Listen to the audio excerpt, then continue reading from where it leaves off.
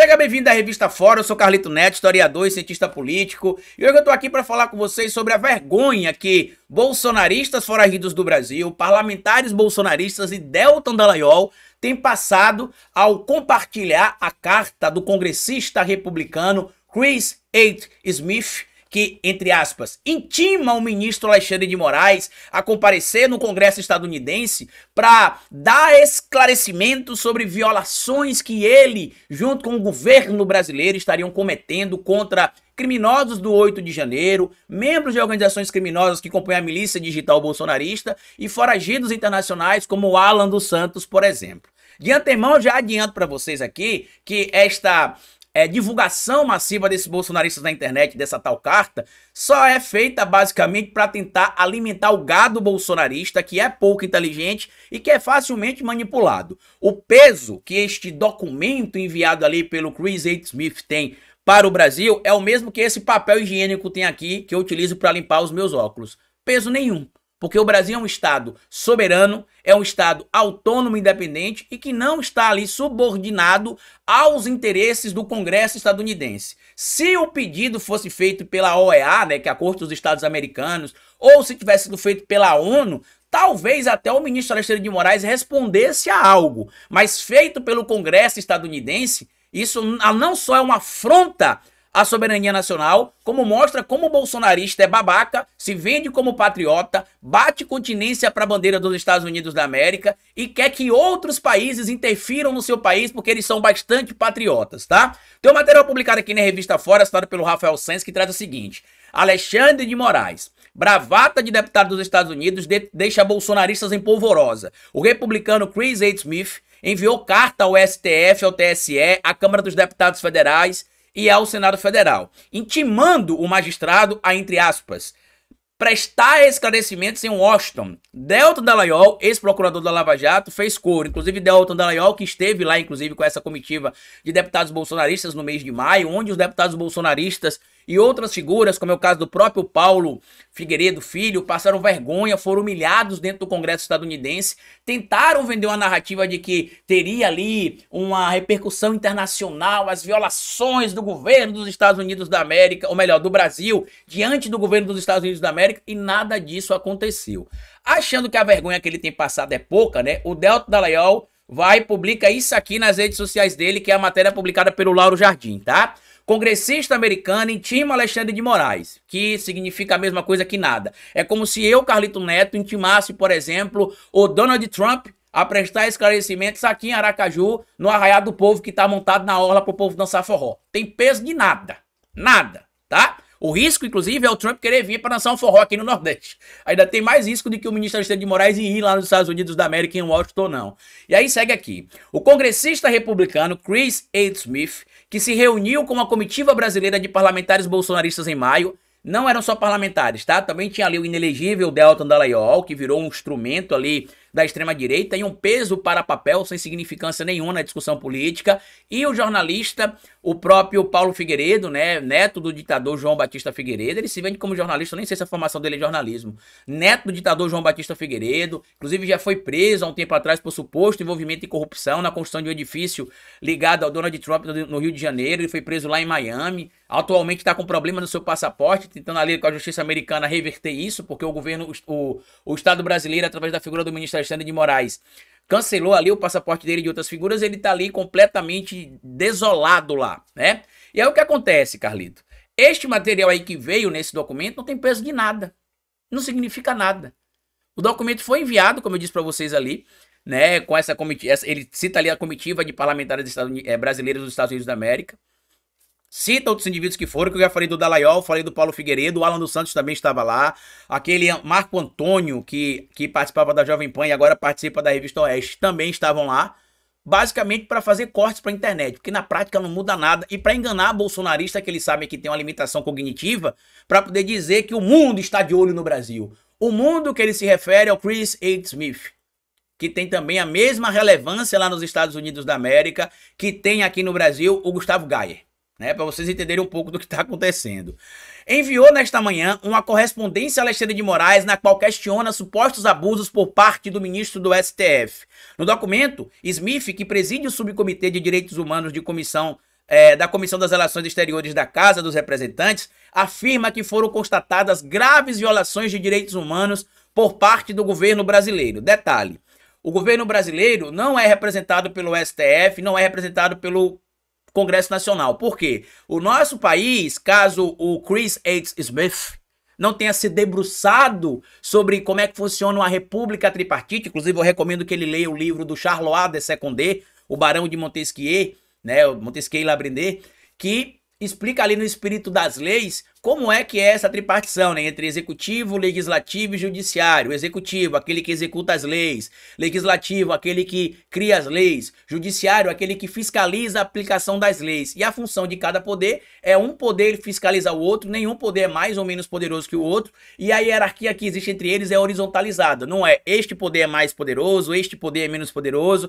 e este poder é menos poderoso ainda, tá? Então recomendo que o Chris H. Smith, que está debruçado sobre a legislação brasileira, leia também alguns livros para entender como é que funciona uma república tripartite, já que no país que ele é representante também no Congresso estadunidense, a tripartição dos poderes é do mesmo jeito, né? Executivo, legislativo e judiciário. Então as decisões tomadas pelo ministro Alexandre de Moraes não são decisões do governo brasileiro, são decisões de um poder independente, judiciário, que não é vinculado ao poder executivo, onde o ministro baseia-se em decisões que tem provas respaldadas pela Polícia Federal desde a época do governo Bolsonaro.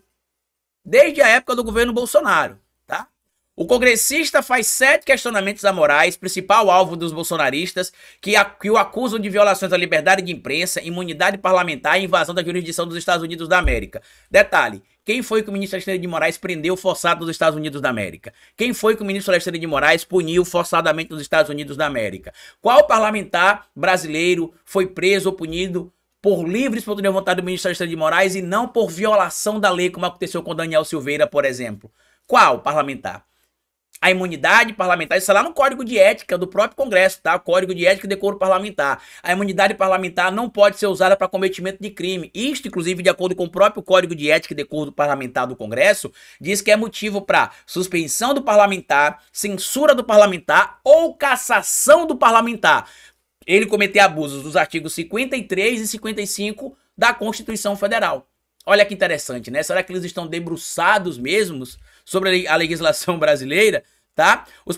Uma parlamentar americana indica que está debruçado em legislação a respeito do Brasil e que quer uma resposta de Moraes dentro de uma semana. Smith disse em outras ocasiões que o projeto prevê sanções contra o governo brasileiro. Os agentes públicos, eu acredito, né? Que violam direitos humanos aos moldes do que acontece com outros países. Receberam uma cópia da carta o ministro do STF, presidente do STF, Luiz Roberto Barroso, né, a ministra Carmen Lúcia, que está à frente do TSE, o presidente da Câmara dos Deputados, Arthur Lira, e o presidente do Senado, Rodrigo Pacheco. E isso vai acontecer o quê, Carlito? O ministro vai responder?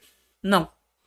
Por quê? Não tem obrigação nenhuma, está aqui no artigo 4º da Constituição. A República Federativa do Brasil rege-se nas suas relações internacionais pelos seguintes princípios. Inciso 1º, independência nacional. O Brasil não precisa ser subordinado aos Estados Unidos da América. Inciso 2º, prevalência dos direitos humanos, inclusive os bandidos golpistas do 8 de janeiro e outros criminosos que foram presos do bolsonarismo estão tendo salvaguardados seus direitos humanos, mesmo eles atuando praticamente em sua vida inteira contra os direitos humanos.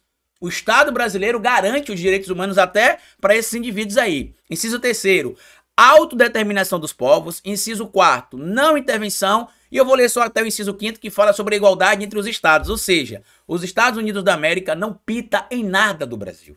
Nada, absolutamente nada. E aí o Dedê, né, achando pouca vergonha, publicou isso e virou piada do André Janones, que não perde tempo e publicou o seguinte: atenção, eu, congressista André Janones, estou enviando a correspondência a John Roberts, presidente da Suprema Corte Americana, na qual questiono supostos abusos por parte da Suprema Corte dos Estados Unidos. Estou debruçado em legislação a respeito dos Estados Unidos e quero a resposta de John dentro de uma semana, que também não vai acontecer, uma piada do Janones, tá? E para deixar o cenário ainda melhor, o Pedro Campos, irmão do João Campos, né, que é prefeito do Recife, postou o seguinte aqui em resposta ao Dallagnol: atenção, Eu, congressista Pedro Campos, estou enviando a intimação à cantora Beyoncé, na qual solicito que ela se apresente no São João de Caruaru em até o próximo dia 24, que é mais conhecido como hoje. Sob o risco, né, de acabar aí a Beyoncé, será, sendo punida e sancionada no Brasil. Vocês entenderam como é que é o jogo da retórica bolsonarista? Eles utilizam a narrativa ali que faz com que a base bolsonarista se mobilize, porque eles não podem ser desmobilizados, mas na prática não tem efeito nenhum. A gente está vendo patriotas nacionalistas bolsonaristas exigindo punições ao Brasil pela aplicação da lei.